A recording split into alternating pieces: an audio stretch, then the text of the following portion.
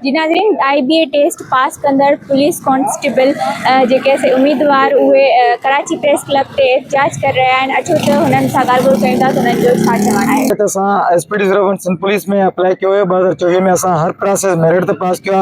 असां फिजिकल में मेरिट ते पास किया, इंटरव्यू पास किया, CRO पास किया, DVC पास किया।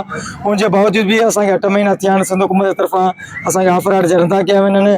जॾहिं त सिंध हुकूमत वाज़े 2 चक्कर ऐलान कर चुकी है, 2 खां 3 चक्कर कर चुकी है त असां 50,000 सीटूं खाली आहिनि। पर उनके बावजूद भी 8 खां 10,000 असां वेटिंग में तो ओवरऑल सिंध खां हिते पहुतल आहियूं, पर असां इंसाफ नथो कयो वञे। हिते एतिरा नौजवान, हिते उहे नौजवान में जेके अवरेज पिया थियनि, हिते माना 28 साल खां पोइ सिंध पुलिस जो खौफ नथा अची सघनि। हिते सिंध जे हर ज़िले खां नौजवान पहुतल आहिनि। असां 8 महीननि खां सिंध जे हर प्रेस क्लब ते एहतजाज कयो आहे। मजबूरन थी करे अॼु 3 चक्कर असां वरी कराची प्रेस क्लब ते मौजूद आहियूं। असां CM सिंध नोटिफिकेशन भी कढियो आहे, उनके बावजूद भी 1.5 महीनो थियो नोटिफिकेशन खे अमल न कयो वियो आहे ऐं असांखे ऑफर आर्डर जारी न कया विया आहिनि। असांजो इहो मुतालबा सिंध हुकूमत खां, ज़िया अंजार साहब खां ऐं IG साहब खां त फौरी तौर ते असांखे ऑफर आर्डर ॾेई करे असांजी बेचैनी ख़त्म कई वञे। 24 में अप्लाई कयो हो, उन खां पोइ असां फिजिकल टेस्ट ॾिनी, उन खां पोइ असां रिटर्न ॾिनी, उन खां पोइ असां इंटरव्यू पास कयो। जेको क्राइटेरिया रखियल हो उहो असां क्लियर कयो। उन खां पोइ असांजो CRO DRO वेरिफिकेशन कई वई, जंहिंमें असां न को क्रिमिनल आहियूं, न को चोर आहियूं, न को धाड़ियल आहियूं, असां क्लियर आहियूं। उन खां पोइ होम मिनिस्टर साहब असेंबली में स्पीच कई त 42,000 असां वटि वैकेंसी आहिनि, उहे बि शो कोन कयूं। उन खां पोइ 3 चक्कर CM मुराद अली शाह चई चुको आहे 50,000 वैकेंसी आहिनि, असांखे नथियूं ॾिनियूं वञनि। उन खां पोइ लेटर कढियासीं, उन ते बि अमल नथो थिए। असां मजबूर थी करे कराची प्रेस क्लब ते आया आहियूं ऐं हीअ एसि ताईं के कैंप जारी हूंदी जेसि ताईं असांजा मुतालबा न मञा वेंदा।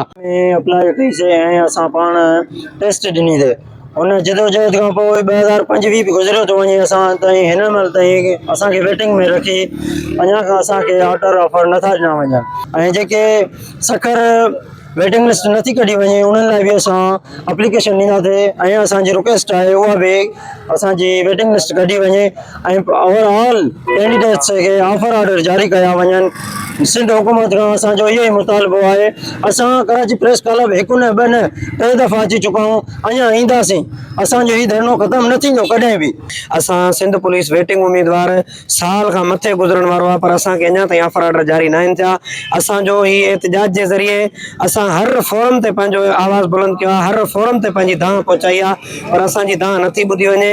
अॼु ॿीहर हिकु दफ़ो हिन एहतजाज जे ज़रिए मीडिया जे ज़रिए असां हुकुमराननि खे गुज़ारिश कयूं था असां सिंध पुलिस वेटिंग उम्मीदवारनि खे ऑफर ऑर्डर जारी करे असां सां इंसाफ़ कयो वञे। इंसाफ़ कयो छो त असांजे डिस्ट्रिक्ट में जेके वधीक मार्क्स नाराज़ जिते 120 ताईं खयां चुका आहिनि, उहे बि उन में कोटा में बि अचनि पिया, छो असांखे मिनॉरिटी कोटा खां अलावा ॿियूं सीटूं ॾिनियूं वञनि। महिरबानी करे जीअं त हिननि सां ॻाल्हि ॿोल कईसीं, हिननि जो इहो ई चवणु आहे त हिननि खे ऑफर आर्डर जारी कया वञनि, न त ॿी सूरत में ही जेको आहे सो पंहिंजो एहतजाज जो दाइरो वधाईंदा।